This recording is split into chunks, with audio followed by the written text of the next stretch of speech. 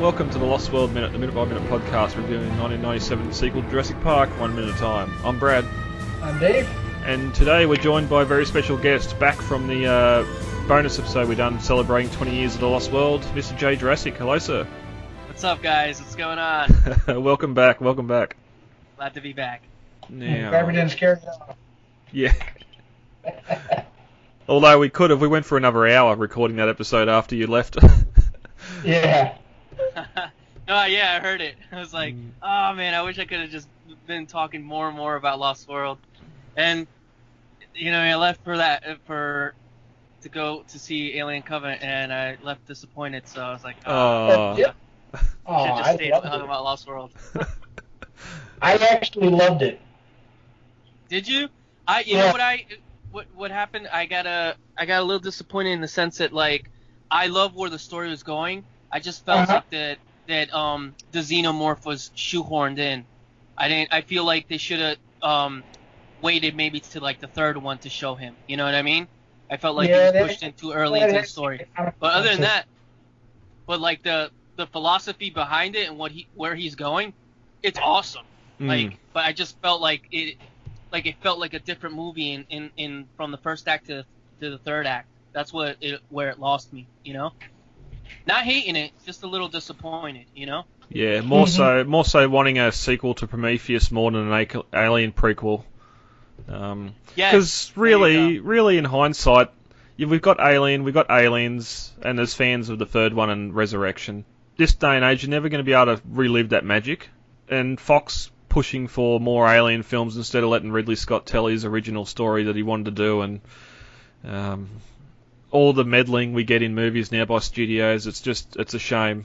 I haven't seen it yet. I am reading the novelisation at the moment before I see it, just to see if there's any differences between the two. But it's a general concern whether all this engineer stuff from Prometheus was dropped and not really called back to, or it's going too much into Aliens, and then how does this go into Alien, or what's the bridge between this and Alien with the third one? Like, he's got 6 of them in line, whether or not he's lives to make all of them and everything else. It's a slippery slope. When you see it, you'll see what I mean. Yeah. Or you'll either really love it, or you'll see, like, I don't think you could really hate the movie. I think it was a really good movie, film. But I just felt like some of it was like you said, like the studio or the fans themselves wanted so much to see a xenomorph that he was like, fine, I'll put him in there. Yeah, kind of thing, you know? Yeah, I did kind of get that feeling. I will say, though, that Prometheus gave me a very kind of Spielbergian feeling with his directorial style, where you had moments of grandiose beauty right in the middle of terror. That felt like something that Spielberg does.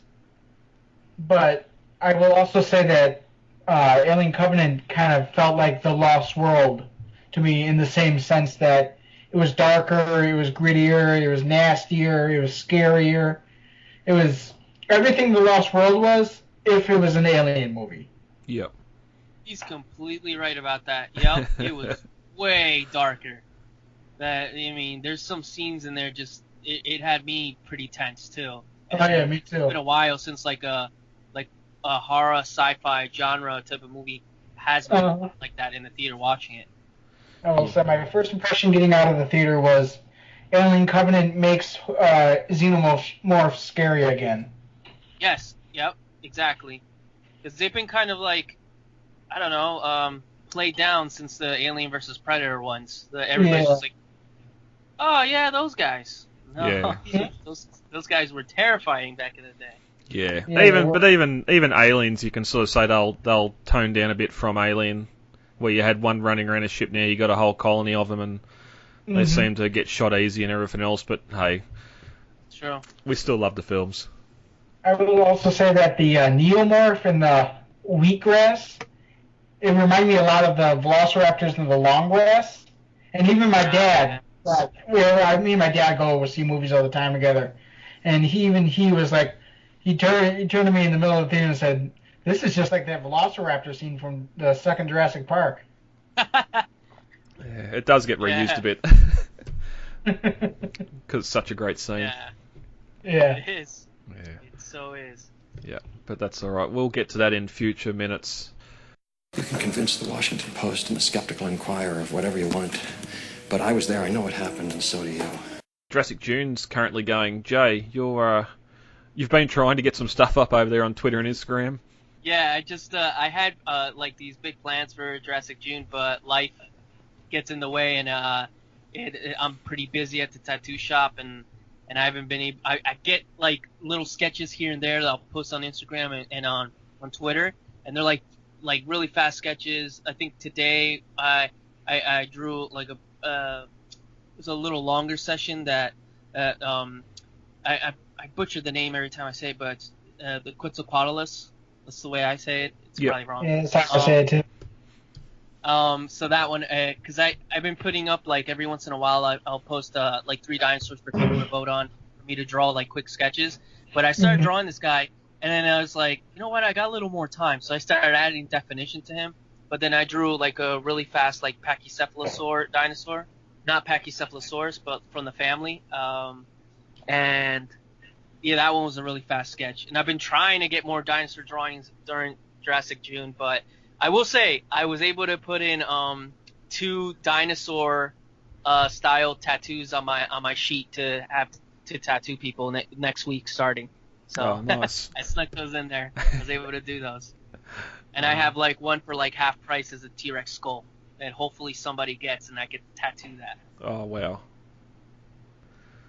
Yes. Fantastic. Yeah, that's been so that's been taking up most of my time, you know. And getting prepared for the convention, Garden State Comic Fest next month. I have a table in Artist Alley, and I'm preparing myself for that too, trying to get prints done and all that. So, yeah. Yeah, convention times. Been really busy. Yeah, convention times gets real busy too. Yep, no, I know where you're coming from there. Mommy! Daddy, you've got to come see this! I found something! Speaking of Jurassic June, just in time for Jurassic June was the Jurassic World exhibit came to Chicago, and I got to go last weekend, and I loved it.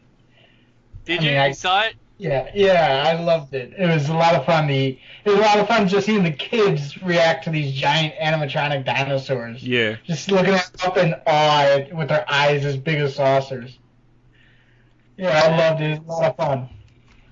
I had the same experience here when it was started here in Melbourne with taking my 2 young children to it as well. Just in awe of them, especially when you get to the T-Rex and that, and sort of half hiding, half waiting to see what happens, because most of that scene's in the dark. But it was just interesting for your write-up on Jurassicpedia about it. The sort of sequence of going from set piece to set piece is a bit different to what it was here. We never had the raptor part here.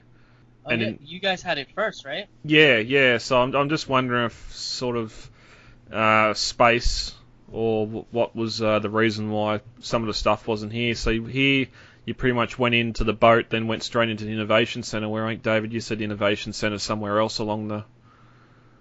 Yeah, it's around the middle part, right before the... right, it's right after the... the Land of the Giants, and right before the Raptor encounter. Yeah. Yep, that's how it was here when... I live in Jersey, New Jersey. Yep. And I went to the Philly one. I went there. I actually was there. I was there 3 times. I went to see it. Once when we did a meetup with the Jurassic Park podcast, and then we did another meetup with like a whole Jurassic World meetup with Jurassic Outpost. Yep. And then I went there for my birthday. My friends took me again for the last time. They had that. Yeah, the Innovation Center was like towards the middle, and I don't know. Did they change anything in the Chicago one? Because I feel like they keep adding on as the tour goes on. Did they add anything from what you've seen, like videos of Philadelphia and Australia? Not that I could tell, but I do know that there were a couple of the at the end with the at the Discovery Center where they have the little 3D printed models. Yeah. Well, there's pieces missing for Chicago. Okay. So, they went missing? Yeah, somebody or somehow along the way got pieces disappeared. Most of the T-Rex was gone. Almost all the heads were gone. So That's messed up. Mm. I know. And having in Chicago, you have Sue, right? Yeah, we do. That's awesome. I've never gone. I want to go see Sue. Yeah. Sue is a sight to behold in person. Pictures don't do her justice. Oh, I can't wait. I think I'm gonna get emotional seeing that T-Rex. Yeah. Yeah. No, that was one good thing too. Not only sort of the photos you took of the expedition, or the exhibit, but the museum as well. It's just great to see sort of a lot of that stuff on display. Yeah. I keep a folder on my Facebook page, and I always constantly update it every time I visit with something new. Yeah. There's just so much to see. You can make a full day out of the Field Museum alone. Yep. No, that's great. Plan a trip one day going there, because I do want to go to that Field Museum. Whether the Jurassic Park exhibit, Jurassic World exhibit's there or not. I always insist it's probably architecturally one of the best examples of neoclassical architectural style available. I mean, that's just the building, never mind the exhibits inside. Yeah. Yep. Yeah. All right, gentlemen, shall we get into minute 25? Sure. I think so. As we ended the 24th minute, Sarah Harding left the guys and started walking up the stream towards the stegosaurs. Ian gave chase, asking, "When Hammond called you, why didn't you say anything to me?" At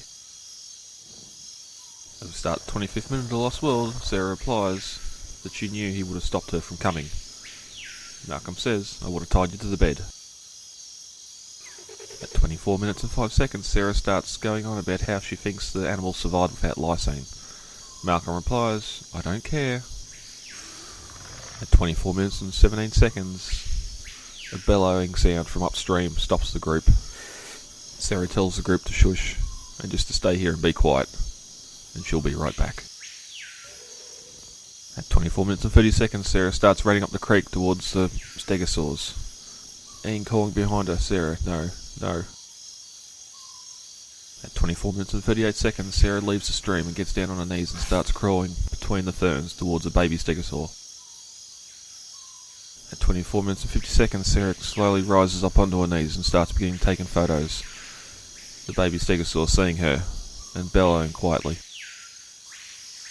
At 24 minutes and 58 seconds, we cut back to the guys hiding behind a log.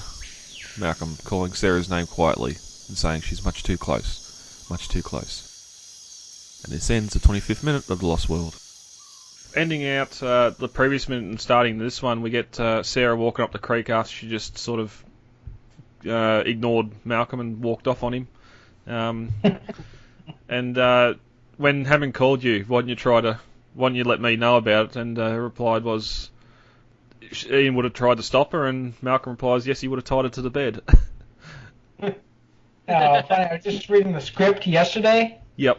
And the original script, not the original script, but the finalized script for The Lost World. And in the script, Nick makes a crack. He says, "Well, yeah, so have I."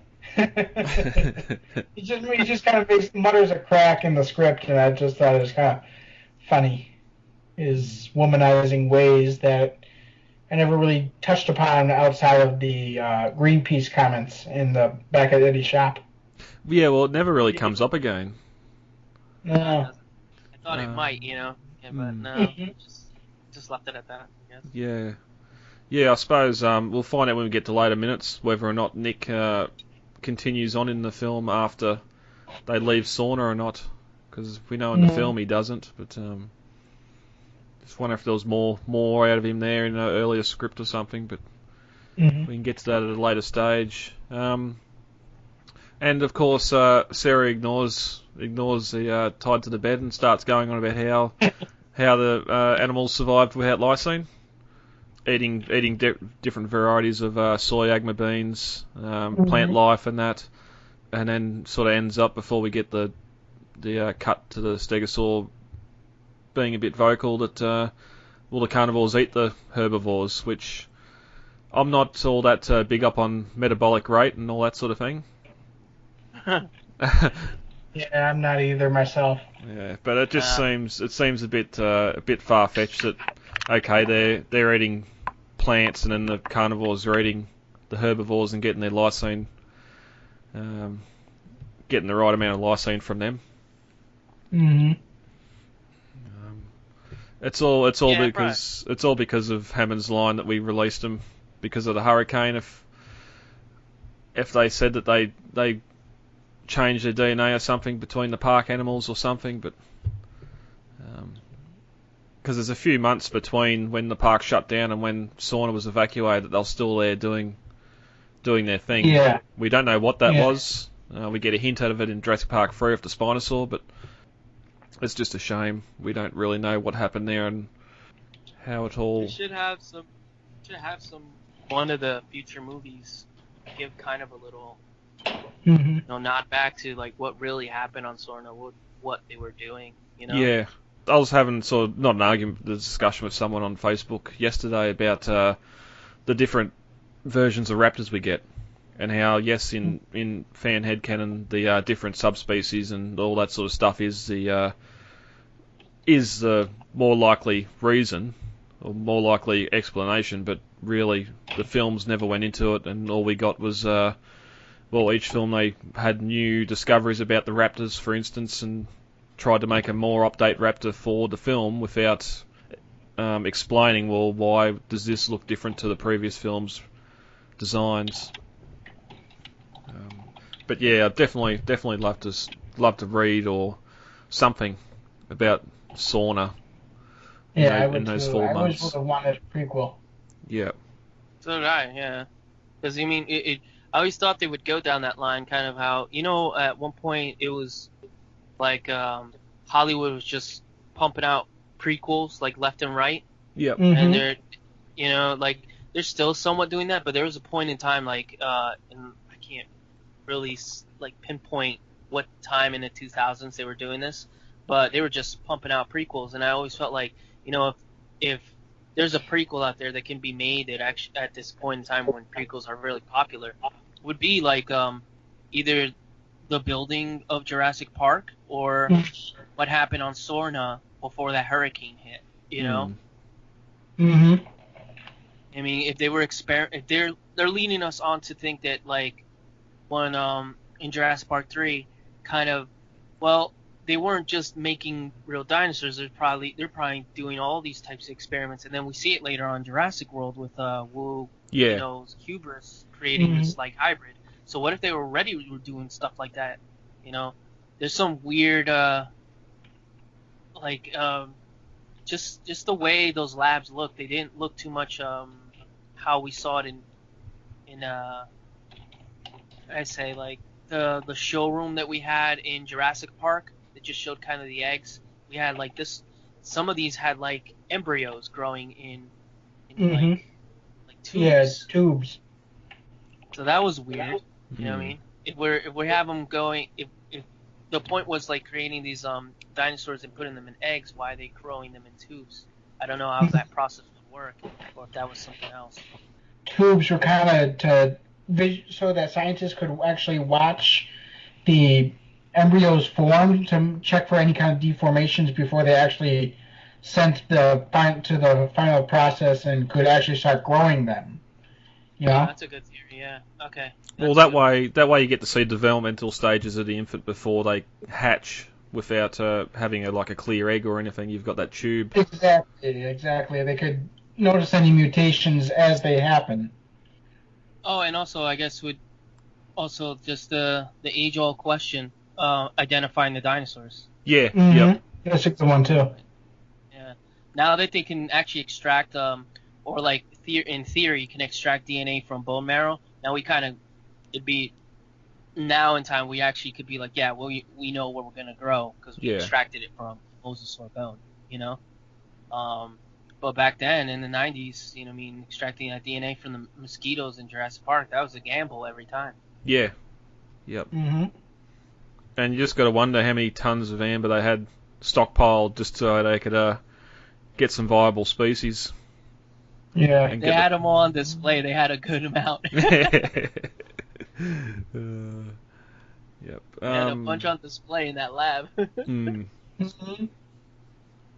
Yeah, maybe Wu was doing the research into dinosaur genetics then, and that's how we got the Spinosaur, and maybe those different breeds of raptors. It's possible that might be sort of looked back upon in the new film, but once Sauna was closed down, he was off island. Maybe that's when he went to start doing research on other stuff, like we see the two-headed animals in his lab and that, and the Wu flower. If you go off the Maserati site, That's right. which again, When that was book. it that he created the flower? Was it 94, 95, you said? Yeah, I think it was about a year afterwards. When was the hurricane in Lost World on Sora? November of '93. Because it was Oh, 4 yeah. months. It was 4 months after Jurassic Park closed down. That was June or June.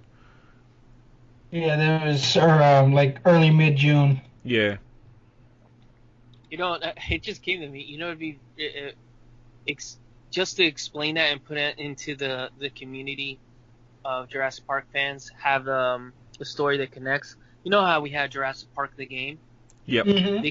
They could have if Telltale was still had the licensing, I guess, to create another game, they could have done a Lost World one, but it would be the events from those 4 months leading up to the hurricane. Oh yeah.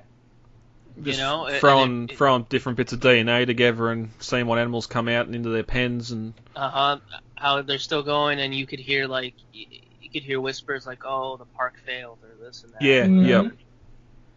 It would be good, and it would be a good way to like fill that gap without pouring tons of money into a film. Yeah. Because you know, what I mean, I as much as I would love to see that, do we really think they're gonna make a prequel film like that? I don't think so. Maybe. Well, you wouldn't be able to have any returning casts because you know they're going to be safe for future films.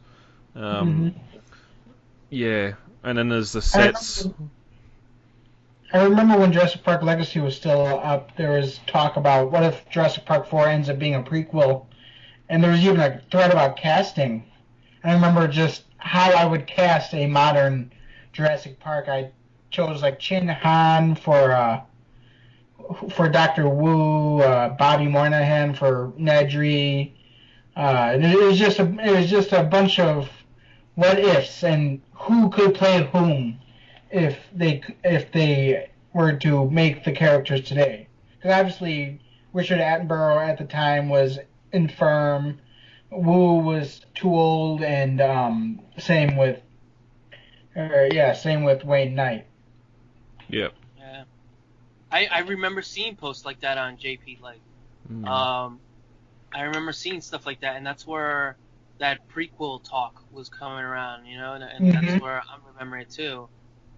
Going on the forums, and there was like a whole forum just talking about what JP4 might be about.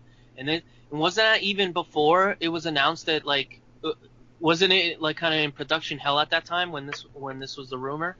Yeah. Yeah. It was probably around the time we started getting stuff from the sales script and that as well, or just before then. Oh yeah, I remember that stuff. Yeah. Started. Yeah. But then you've also got the issue too, right? There's been some suggestion of maybe like a 12 or 13 part mini series or season, like a Netflix thing, just beforehand. But again, you sort of the whole reason the park, the inspection team and all those there is because there's an incident with the raptors. Like you'd have to, how do you have a weekly or a 13 episode run of InGen being created, the first raptor being born, maybe all the way up until the park, have it sort of each episode's a different year or whatever else.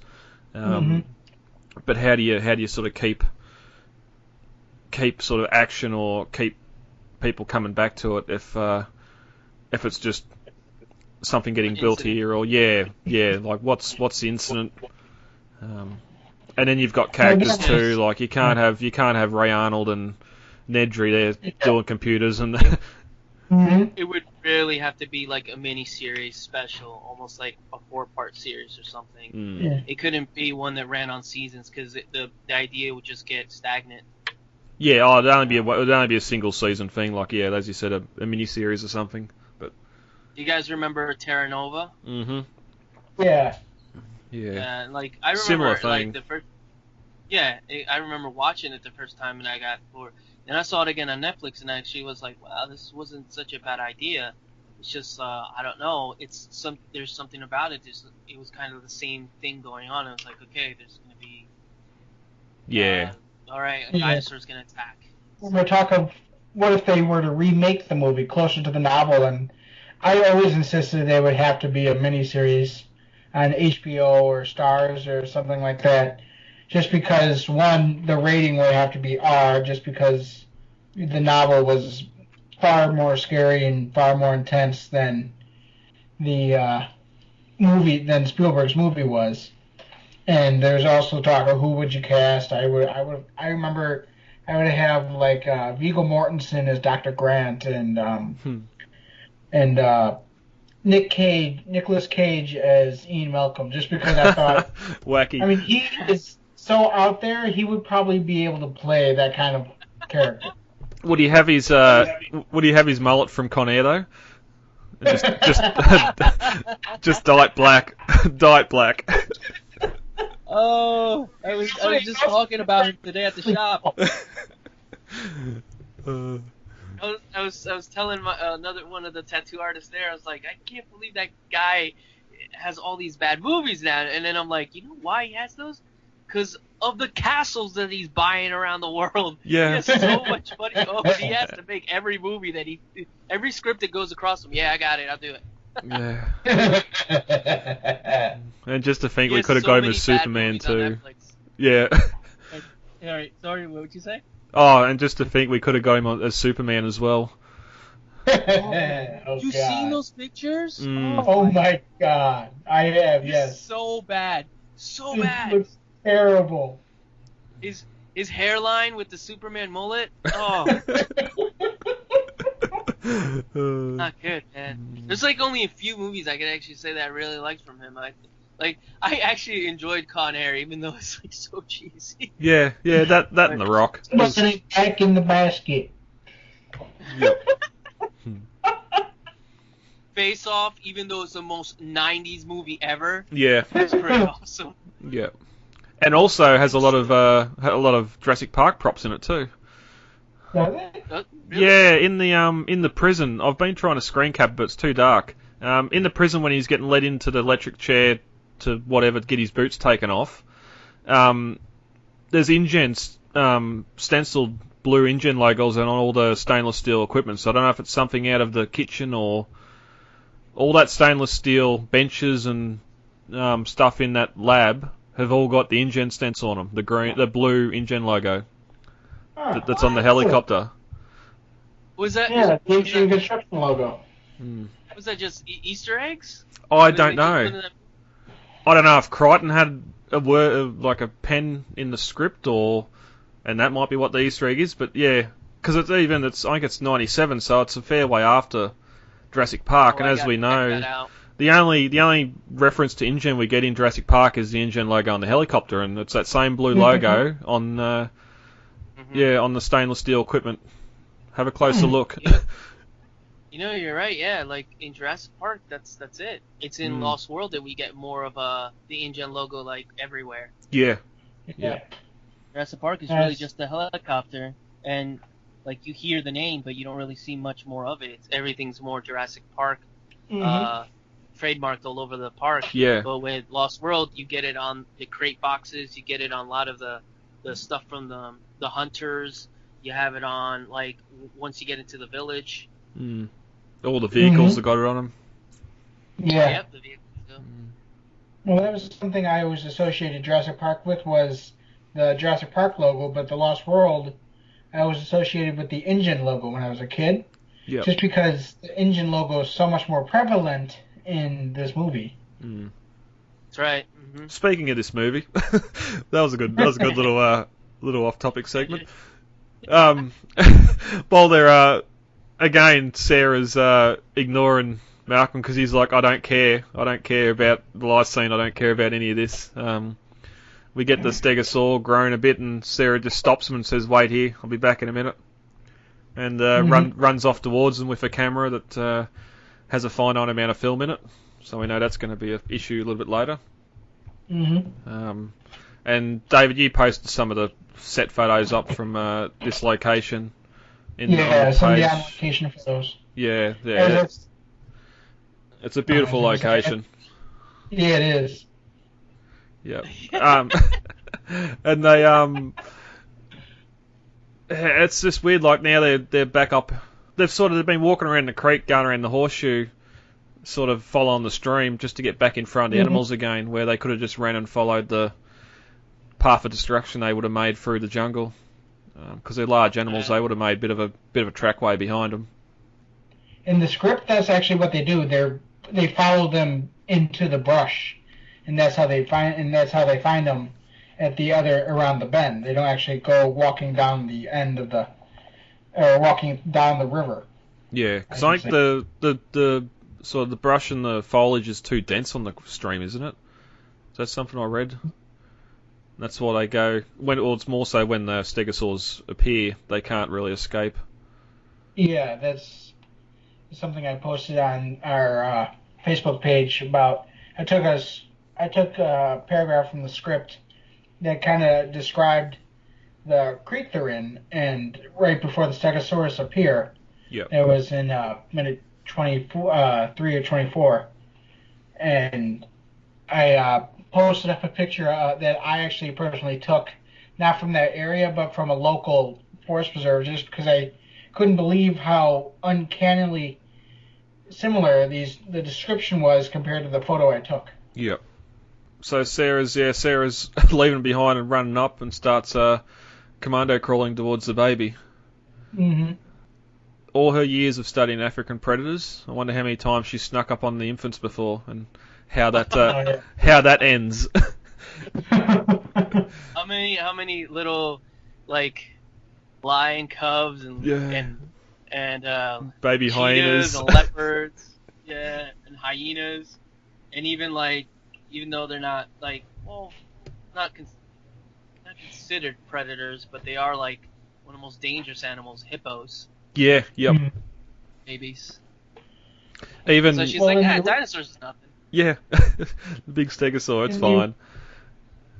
Okay, in the original script, before the pre-San Diego script, there's actually a moment just like this one, but when it's from the novel where she's observing the hyenas taking down a kill. Yep. And the phone starts ringing, and the hyenas all look up and they're staring right at Sarah, and Sarah's freaking out because the phone's ringing, and she's yelling at her travel guide, and she's like, "I thought you turned it off. What's going on?" So they still have the scene where she spooks the Stegosaurus in that original script, but they also have a scene just like it before then, which is probably why they cut it out when they finalized the script. Yeah, that's a good thing. I've read a couple of pages of that first script, and it sort of does give a bit more introduction to characters. You got the introduction of Sarah before we see her here in the stream. Mm-hmm. You also she just shows up. Yeah. Yep. Well, she's already there, and sort of the first time we get a reference of her is in Hammond's office with Malcolm. Yeah, I think Dita Stark also gets his own little scene. Almost a pointless kind of scene, because we don't really learn anything about him. We don't learn anything from the scene, and so all you get is him answering the phone. Really. Yeah. That's in the script. One of the first ones. The first script. I posted it up on the Jurassic Park the group, saying that if you haven't read it, you got to read it. Yeah, I think it's the first. I haven't read it.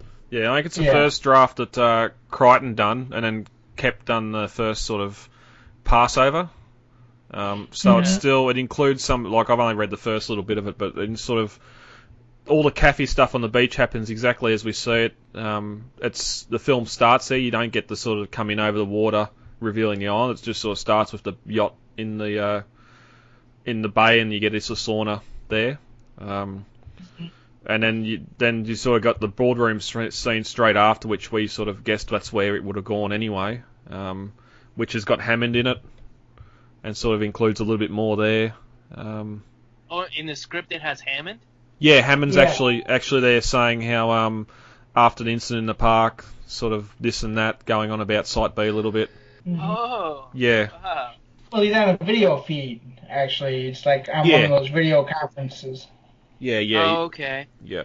So it might only be like 1 or 2 minutes pre when Ludlow starts to speak, because Ludlow, all the costs, all the lawsuits, all that stuff's exactly the same, but it sort of comes in halfway through the scene where Hammond stuff would have been just before it. But it's good. It's definitely worth a read. Like, and then again, you get the little introduction to Sarah, just like the novel where she's in Africa and takes the phone call from. Did she take it from Hammond? The phone call? I didn't. Ian. Oh, from Ian. Yeah. Yeah, in the pre-San Diego script, Hammond is a lot more hands-off and with dealing with everything. Mm. It's Malcolm who sets up almost like 90% of it. Yeah, so it's definitely not a rescue operation. No. Yeah. I kind of like where they went then with it, rather than. I feel Malcolm would. Why would he set that whole thing up? You know. Mm-hmm. Well, I suppose it'd be more after the novel where he's searching for that, or he's interested by that lost world. Not necessarily thinking it's an InGen creation, but more so that evolution and everything else has a secluded area where dinosaurs still exist. It was like Levine that was pushing for it, and then Yeah. it was like fine. Yeah. Yeah, Malcolm just said, okay, if you can prove that dinosaurs are there, then I'll come along, and that's when he finds the carcass in Costa Rica. His character in the novel, man, it's just, you really went all the way to Addisona just to be like, fine, alright, whatever. Yeah, yep. Your point. Yep. Yep. You got what you want. Just accepted. Yeah. No, you got what you want, Spielberg. I'm back. Yeah. Yeah, because that novel, the Lost World novel was pretty much up to that point. Crichton didn't make any was it like sequels? Like he just made single novels, right? That just ended. Yeah. In fact, I think The Lost World might be the only sequel that Crichton ever wrote. It seems. Just thinking about his novels, I can't recall any That's what others. I was looking for. Sequel, I couldn't think of it for some reason. I was like, the continuation, and then he's like, sequel. I'm like, that's it. That's the one I was thinking of. For some reason, it's gone. Dinosaur had my tongue. But you're right. I think that's the only one. And I think it was more of like, wasn't it more like Spielberg's idea or like the studio? Yeah, It was Spielberg's idea. He wanted to do a second one. And so between him and the fans, they kind of goaded Crichton into it. Yep. And a truckload of money. Or it probably would have been in the day. It's probably not so much now, but yeah. But we end here with Ian and Nick and the boys just watching a run up the stream and getting too close to the baby stegosaur, and she just they're just saying, "No, Sarah, stop it! You're getting too close." Did you know that the animatronic's name was Claire? Yes, I did. Yeah, I wrote the Jurassic Park Legacy article, or the Jurassicpedia article for her. Oh, okay. See, yeah, I'm saying this, and he's the guy writing all this stuff. I would read this stuff where I would go for information. Okay, wait, did you work on the encyclopedia? Yeah, I'm Dinos Forever. Oh, okay. Yeah, I know who you are. Yeah, I was T-Rex Malcolm on there. Oh, really? Nice. Yeah. I was not on there too often, but I was always reading the stuff. I was kind of lurking. Oh, I remember you. Yeah. Yeah. So yeah, I was always on the encyclopedia looking for random items of like when I was making stuff for like my toys and whatnot. And there's like everything on there. I miss Shaky Legacy. Well, the encyclopedia is back at Jurassicpedia.com. Jurassic-pedia.com, I should say.